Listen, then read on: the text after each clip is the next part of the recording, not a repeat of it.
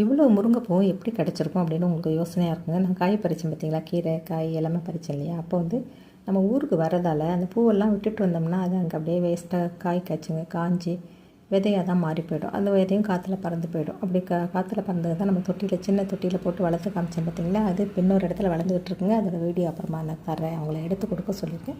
இப்போ இந்த பூக்கள் எப்படி நம்ம கலெக்ட் பண்ணலாம்னா, ஒரு சீசனில் மழை காலத்தில் புயல் அடிச்சிச்சின்னா அப்போ மரங்கள்லாம் சாஞ்சு விழுதுரும், அப்படி கிடைக்கும்.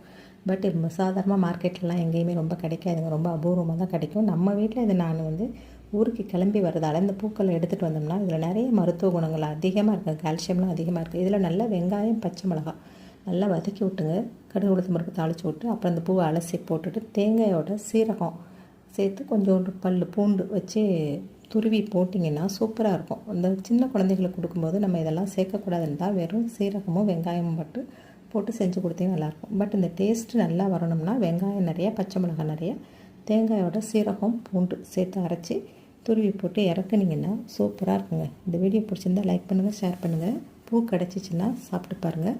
அதிகமான சத்துகள், அதிகமான உடம்புக்கு பலம் கொடுக்க விடுங்க.